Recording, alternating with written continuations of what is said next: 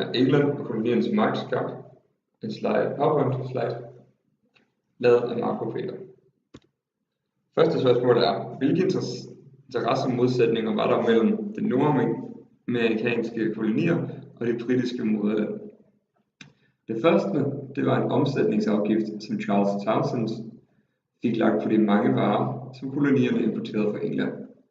Gennem længere tid havde de engelske troppers tilstedeværelse været en tårn i øjet på borgerne i koloniernes by, og i Boston blev problemet forværret, at soldaterne tog noget af det arbejde, som Bostons borgere prøvede selv at konkurrere om. Der var også korrespondancekomiteer, som blev skabt, fordi man i kolonierne følte, at man ikke kunne klare sig selv, at man kunne klare sig selv uden hjælp udefra. I komiteen udvekslede synspunkterne med hinanden, beskæftigede man sig med koloniernes rettigheder, og der opstod efterhånden almindeligt uenighed om, at englænderne med sin lovgivning, sine tropper og hele adfærd var på vej til at undergrave koloniernes selvstændighed og hævede rettigheder.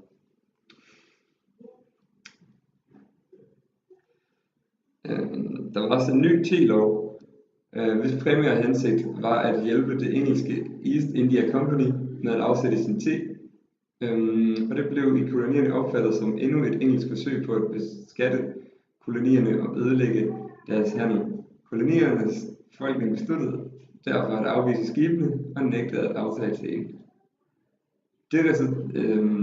Derfra kom tvangslovene, som kom efter at parlamentet hørte om Bostons teselskab, der i realiteten ville betyde, at kolonierne skulle bøje sig for alle engelske synspunkter, foruden selvfølgelig at betale erstatning for den ødelagte te. Det gad de ikke, og samtidig måtte de kolonier frygte, at de næste gang kunne blive deres tur. Derefter lavede London udvidede London Quebec-provinsen så meget, at de nordlige koloniers ekspansion mod vest ville blive bremset. Så i 1774 blev der indkaldt til det første såkaldte kontinentale kongres, hvor delegerede for alle kolonier, bortset fra Georgia, fandt frem til et fælles politik over for England. På kongressen fandt man frem til et kompromis. På den ene side anerkendte man den engelske konge og den engelske parlament rettigheder, men på den anden side fremførte man krav om, at England skulle ophæve en lov, som kolonierne siden 1753 havde protesteret mod. I siden blev man enige om, at boykotten af engelske varer skulle fortsætte, og så skulle der træffes foranstaltninger til borgerne i Boston kunne forsvare sig selv mod engelske militærangreb. Det prøvede engelske forsøg på at formidle kolonierne ved mindre indrømmelse blev derfor afvist. Næste spørgsmål.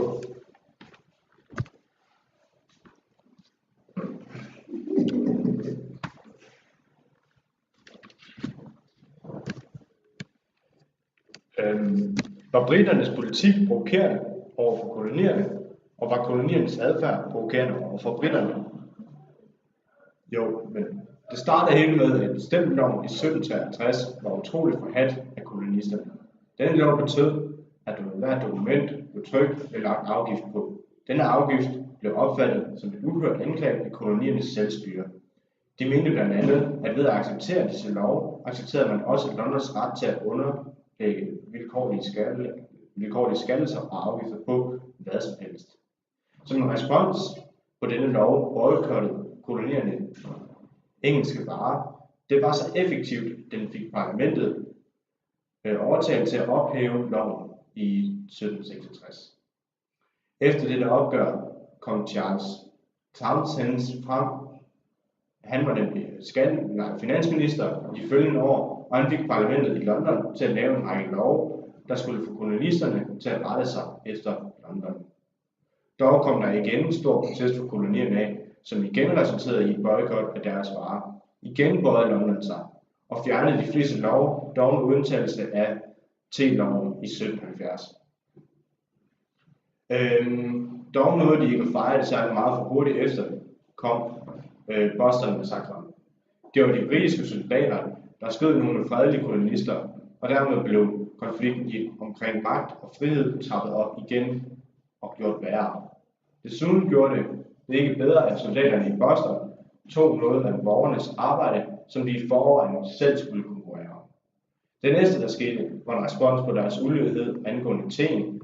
Der blev nemlig som resultat lavet en masse tvangslove, og disse betød blandt andet, at Boston-kolonien skulle bøje sig for alle engelske synspunkter, og selvfølgelig var der stadig afgifterne, som blev lagt oveni. Disse regler for over for Boston var desuden også skræmmende over for de andre kolonier, fordi de også lige så godt kunne blive deres tur næste gang.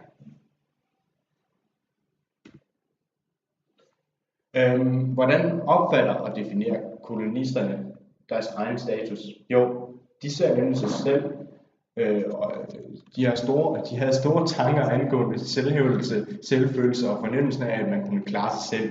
De følte, at man sagtens selv kunne klare arbejdet uafhængigt fra England. Hvilke rettigheder gjorde de så krav på? Jamen, nogle af de rettigheder, de gjorde krav på, var, at Hans Majestæts undersåtter i disse kolonier har krav på alle rettigheder og friheder, som de indfødte undersåtter i kongeriget Storbritannien har. Nogle af de andre var også, at kolonierne ikke skal repræsenteres i underhuset i Storbritannien, og at kolonierne selv vil vælge repræsentanter fra befolkningen, og at ingen skatter nogensinde er blevet eller kan blive pålagt på den forfatningsmæssige grundlag, undtagen af deres respektive lovgivningsforsamling, og at enhver brite skal kunne gå en rettergang. Og er kolonisternes synspunkt acceptabelt for den britiske regering? Briternes ideologi om et frit Amerika stemte overhovedet ikke overens med Englands ideologi, eftersom kolonierne var med til at skaffe penge og ressourcer hjem til moderlandet. Alt det resulterede så i en kæmpe magtkamp, som skulle vise begge deres suverænitet. Færdig.